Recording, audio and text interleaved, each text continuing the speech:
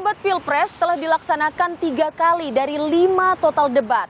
Dan yang terakhir pada tanggal 7 Januari kemarin membahas mengenai pertahanan negara. Lantas seperti apa respon dari masyarakat di berbagai kalangan terkait debat Pilpres ini? Ikuti saya, saudara.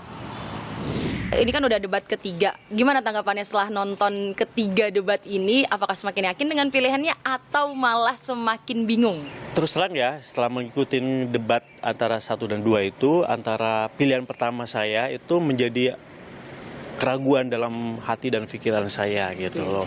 Tapi pasti nggak golput ya Kak Anton Pandey ya? Insya Allah nggak dong. Oke. Bagaimana tanggapan Ibu udah nonton 3 debat ini? Apakah semakin yakin dengan calon presiden dan wakil presiden atau gimana Bu? Ya sementara sih belum terlalu yakin sih. Tapi selama menonton 3 debat ini seru Bu mengikuti debatnya? Ya sementara sih seru-seru sekali ya. Soalnya tidak diduga-duga itunya. Itu apanya perdebatannya ya sengit ya, cukup sengit menurut saya gitu.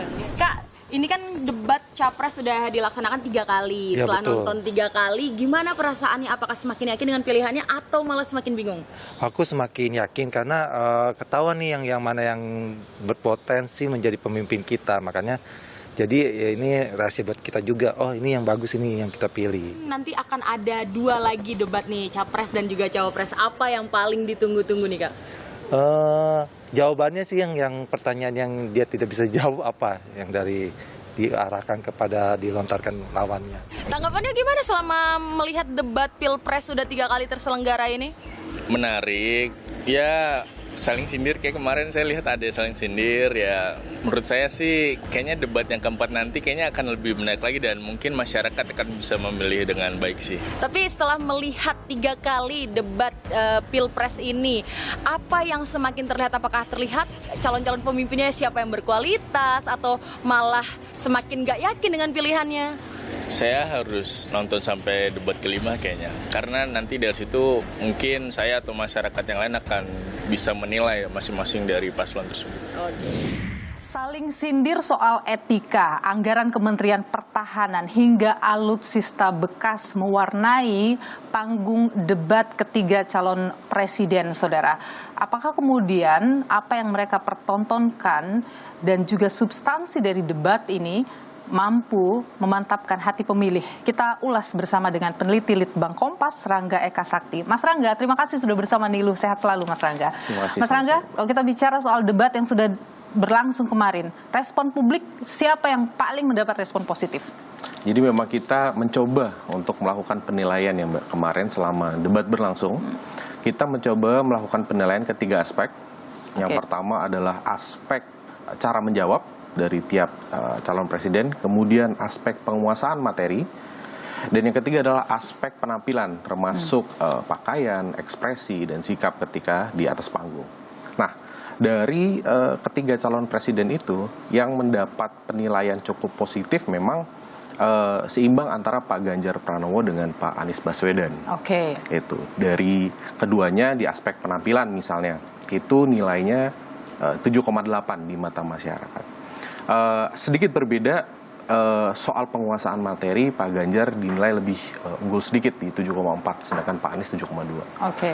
Memang yang cukup di bawah ekspektasi dari masyarakat mungkin ya, itu adalah performa dari Pak Prabowo. Gitu. Di sini, terutama dalam aspek penampilan dan juga cara menjawab itu dinilai cukup relatif lah, tidak sebaik 2 calon yang lain gitu. Dinilai 6,9.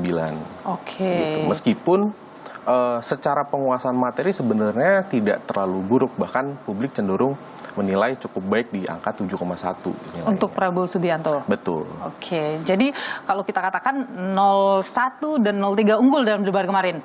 Bisa dibilang begitu. Oke. Tapi kalau kita bicara soal apa yang diulas oleh mereka, oleh para capres ini di debat, soal substansi yang mereka bawakan, publik mampu menyerapnya tidak? Mereka merasa itu cukup membumi tidak? Mungkin tidak semua publik kemudian bisa memahami konteks yang dibicarakan ya, karena memang soal pertahanan, hubungan internasional, geopolitik itu kan bukan bahasan sehari-hari gitu ya. Dan mungkin efeknya tidak dirasakan secara langsung oleh masyarakat. Namun yang kita coba lihat itu bagaimana dengan tema yang cukup berat pun antusiasme masyarakat itu relatif terjaga gitu. Oke. Kalau kita coba lihat di debat pertama itu antusiasme atau jumlah masyarakat yang menonton kisaran 50% ke bawah. Nah, debat kedua momentumnya semakin baik ya, 65%. Ini kurang lebih hampir sama di kisaran 63%. Jadi kurang lebih agak turun antusiasmenya sebenarnya dari terjaga. debat cawapres kemarin. Betul, agak sedikit turun. Tapi publik ini tertarik dengan substansi atau tertarik dengan saling sindir yang begitu panas dalam debat semalam?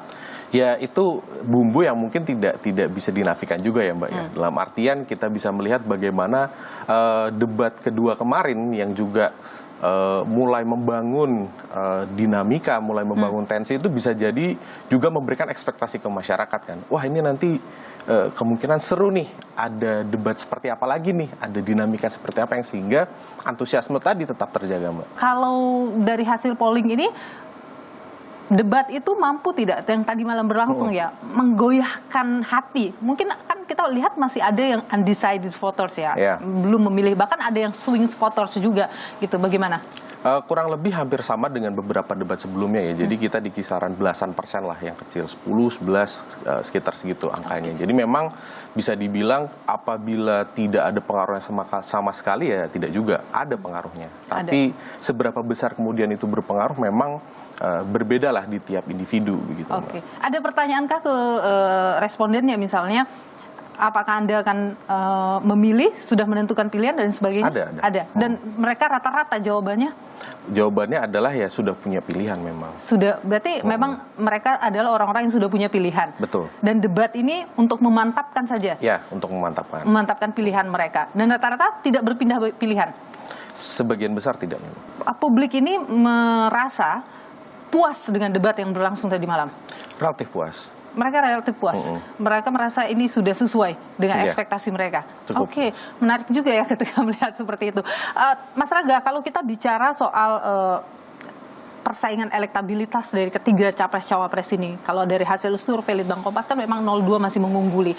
Apakah debat ini bisa menurunkan atau menaikkan elektabilitas mereka?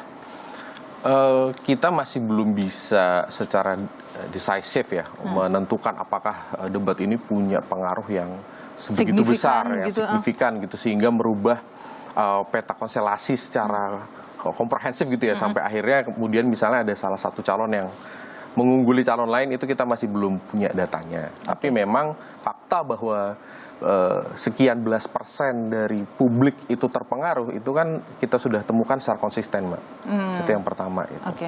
Dan yang kedua, bagaimanapun juga kita bisa bilang jutaan publik kan melihat bagaimana dinamika itu terjadi, gitu kan. Dan tidak menutup kemungkinan juga dalam waktu ya sekitar 1 bulan ini, tinggal 2 debat lagi, ketika ada blunder, ketika ada salah posisi gitu misalnya dalam perdebatan, itu juga bisa mempengaruhi siapapun yang nanti berkontestasi di situ. Oke, kita akan nantikan 2 debat selanjutnya. Masih ada 1 kali cawapres dan kemudian 1 kali capres, tentu tempat mereka untuk menguraikan ide. Mudah-mudahan yang dihadirkan benar-benar adalah substansi dari materi debat yang bukan sekedar saling sindir atau saling menjatuhkan. Terima kasih Mas Rangga Eka Sakti, peneliti Litbang Kompas, sudah berbagi informasi, berbagi data di Nilu. Sehat selalu Mas Rangga. Ya, terima kasih Mbak.